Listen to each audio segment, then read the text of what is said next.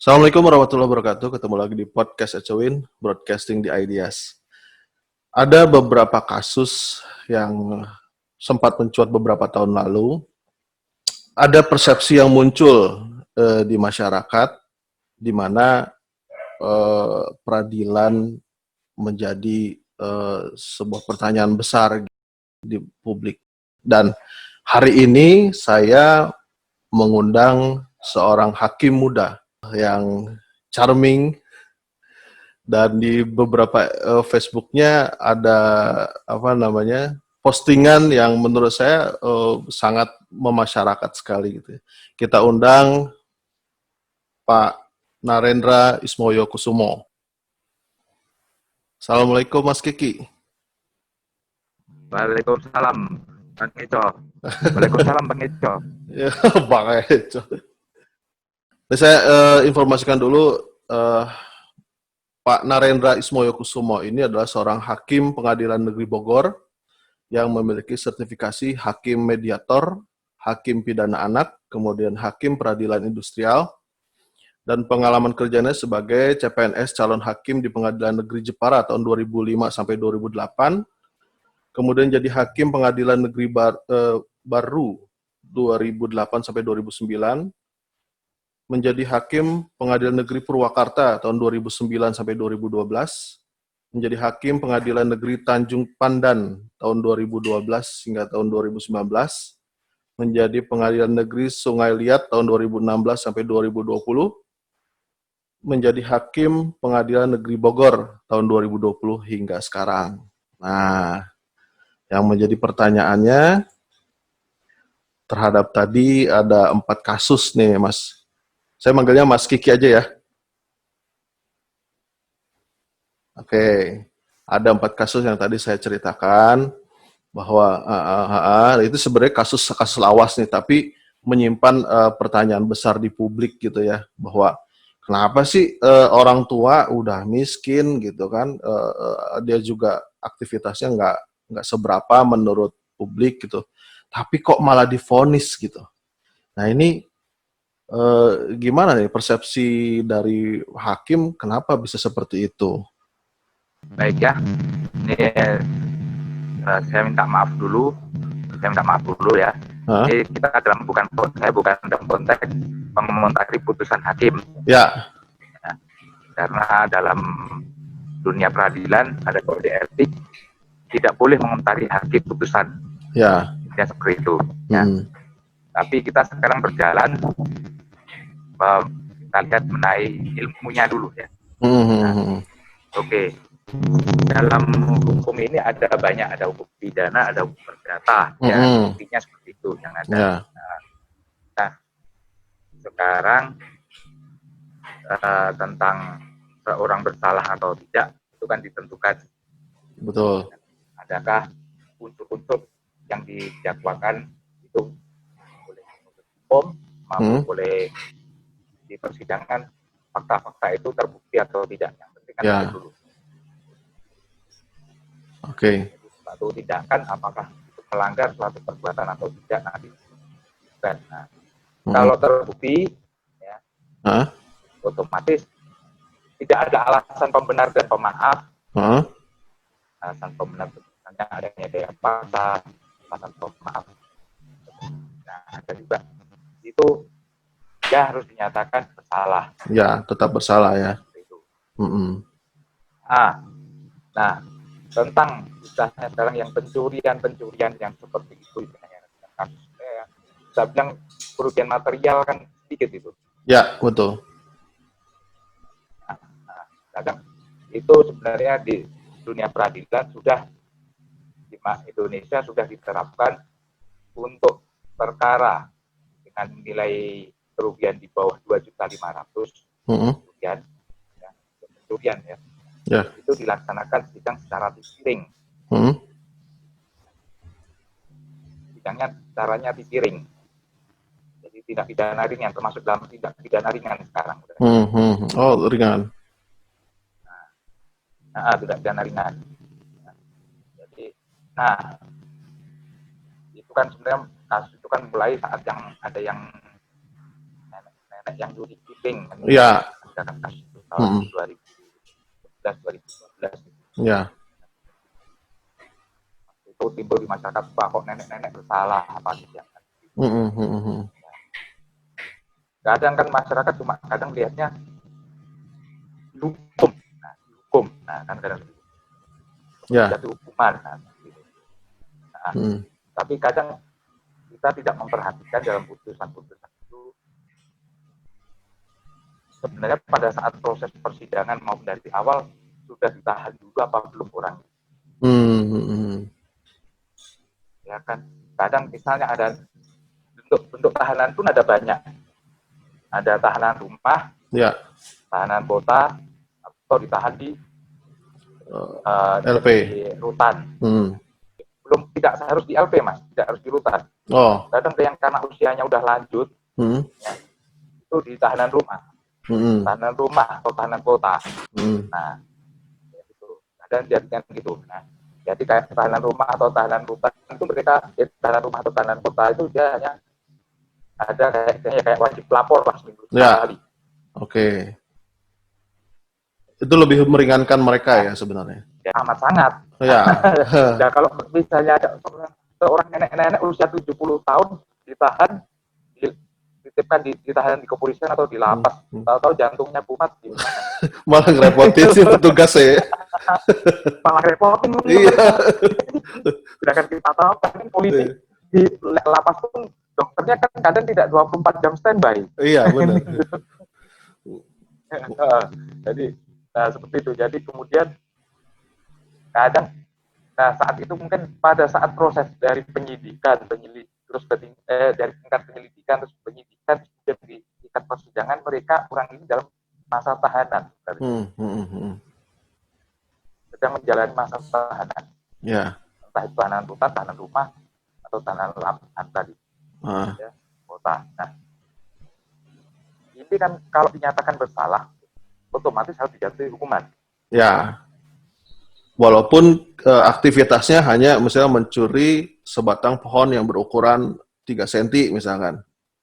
Karena konteksnya mencuri gitu kan. Kemudian ini nanti penahanannya ya putusan ini gimana?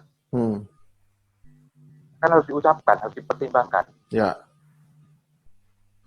Nah, jangan sampai kalau tidak dipertimbangkan berarti negara lalai memengaruhi hak masyarakat, hak terdakwa. Nah, ya. Terdakwa kembali. Jadi harus diucapkan ditahan berapa. Nah, saya survei beberapa putusan itu yang sejenis itu, saya ada survei ternyata hukuman yang dijatuhkan saya 1 bulan apa itu adalah selama masa dia menjalani penahanan sampai proses persidangan. Jadi dia paling dilebihin untuk waktu 7 hari lah untuk karena ada waktu kita harus memberikan masa pikir-pikir dari para pihak kan gitu, jaksa maupun dari pihak terdakwa untuk melakukan upaya hukum. Nah, setelah itu dilihat biasanya kalau kami ya kalau perkara sendiri, kalau pengalaman saya itu saya hitung ya, dan saya juga survei itu yang dihukum ternyata total jumlah hukumannya ada total masa penahanan selama ini. Sejak diajukan ke pengadilan. Jadi sejak dia di polisi. Oh, di polisi. Oh, itu sudah diperhitungkan.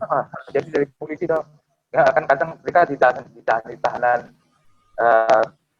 berupa pemidahan tahanan kurungan lah misalnya apa. Nah, kita hitung oh ini saya ternyata saya lihat di putusan-putusan yang itu mereka hanya jeda paling 5 hari lah, 5 hari 7 hari untuk pikir-pikir seperti itu. Jadi sebenarnya kemudian apabila yang saya lihat ada di beberapa putusan itu bila bersalah jadi hukuman berupa kurungan yang itu sama kemudian setelah dihitung kayak tidak menjalani akhirnya. Ya. Tidak perlu dijalani lagi karena sudah selesai. Sudah dilakukan duluan. Masa tahanannya. Terus kemudian ada juga yang dijatuhi hukuman berupa percobaan. Dan tadi ada masa 6 bulan dan masa percobaan 1 tahun. Itu apa sih masa percobaan itu? Masa percobaan itu istilahnya, you nggak usah selama setahun ini setelah putusan ini berkekuatan hukum tetap, you nggak usah macam-macam, jangan macam-macam lah, supaya tidak menjalani yang 1 tahun ini, yang 6 bulan ini gitu. Ya, jadi dia tetap dia mau ke rumah, dia mau bekerja, dia mau kumpul keluarga, itu oke. Gitu. Oke. Selama ya ada pelaporan lah ya. Ya tiap bulan, tiap minggu lapor ke polsek atau polres. Nah, itu. Nah, kemudian tadi kembali lagi ke masalah yang nilai kerugian sedikit kan. Jadi terhadap yang tindak kerugian pencurian itu di bawah 2,5 juta itu kan diajukan secara tipiring, tidak pidana ringan. Seperti yang terakhir kemarin yang di Riau itu ya, ada yang mencuri, yang ibu-ibu katanya mencuri apa? Yang terakhir itu di perkebunan itu baru 2-3 bulan ini kan ada tuh yang masuk kemarin itu.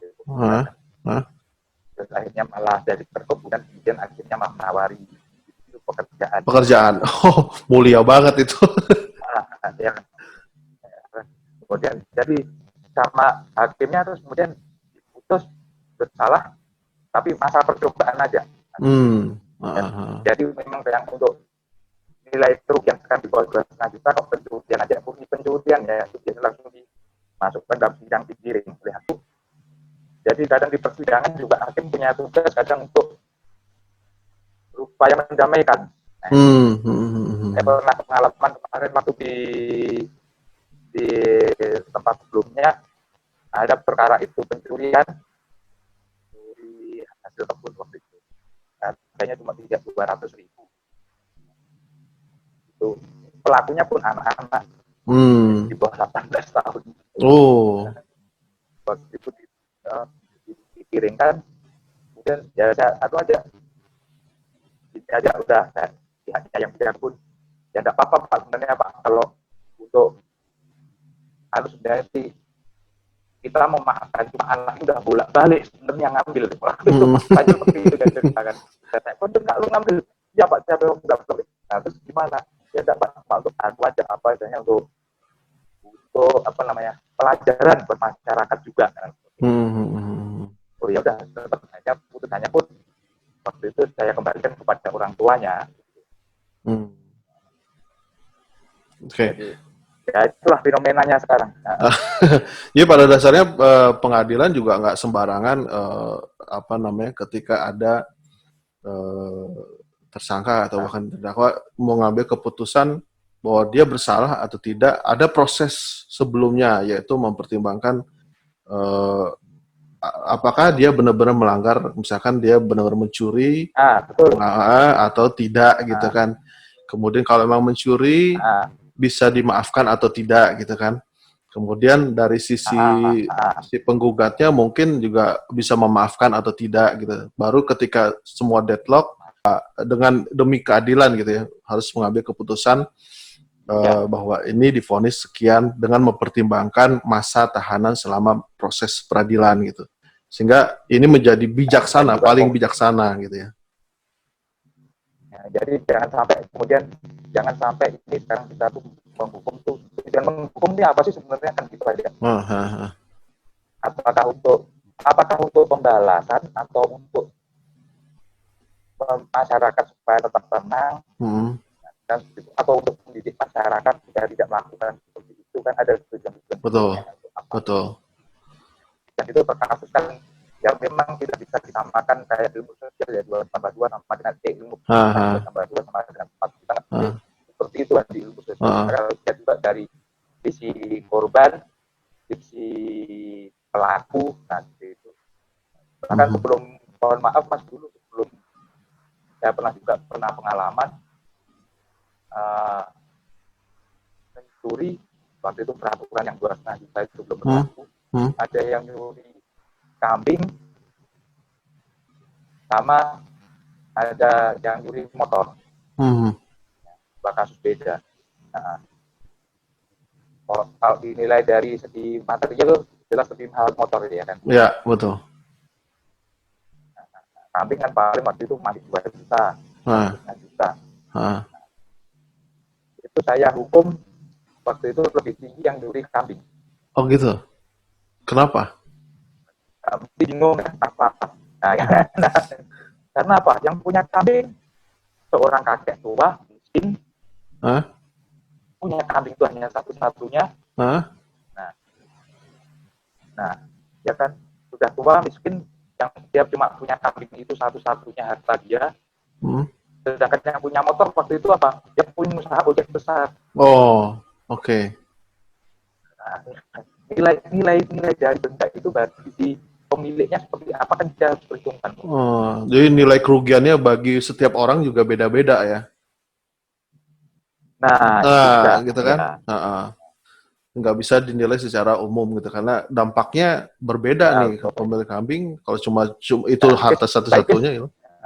Saya pikir karena misalkan karena kambing bisa memiliki keturunan sehingga keturunannya juga memiliki nilai gitu, enggak ya?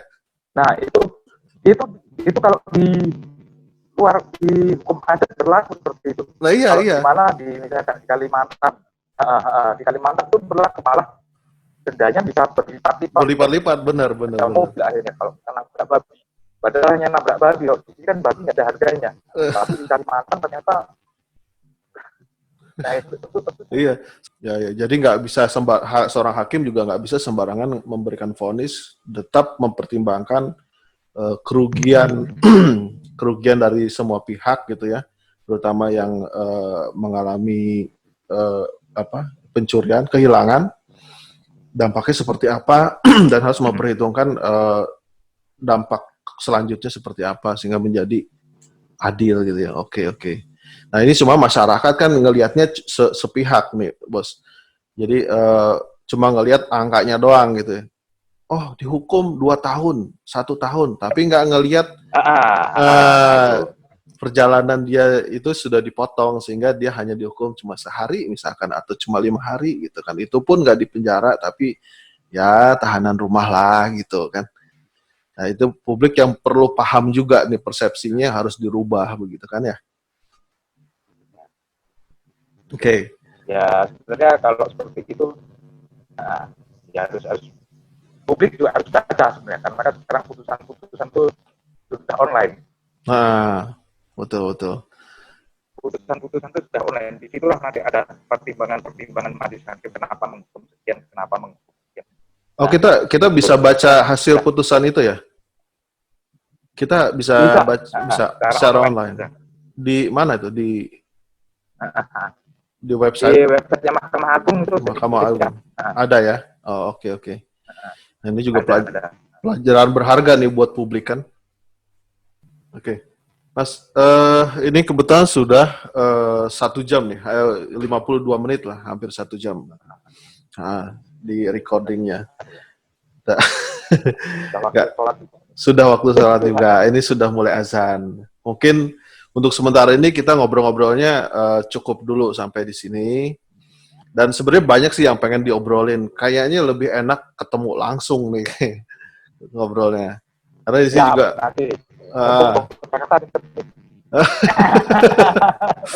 Ya gampang lah nanti saya ke sana lah.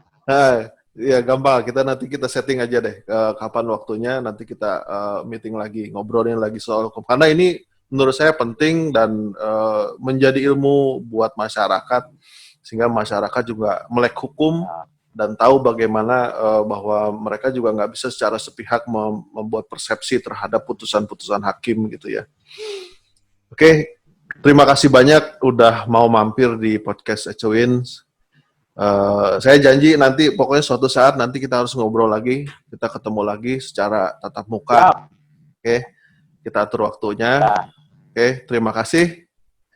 Sekali lagi sehat semua. Saya minta maaf. Dan minta maaf kalau ada kurang-kurang. Kalau salah ini dari kesalahan saya, jadi saya minta maaf dulu ya. Jangan sampai dikomplain ya. Dan kalau benar semua dari Allah nih. Kalau benar semua memang dari Allah. Kalau salah saya, gitu, ya. Jadi saya minta maaf. Oke, demikian Terima kasih. Sampai ketemu lagi di podcast Ecowin selanjutnya. Assalamualaikum warahmatullahi wabarakatuh. Waalaikumsalam warahmatullahi wabarakatuh. Oke.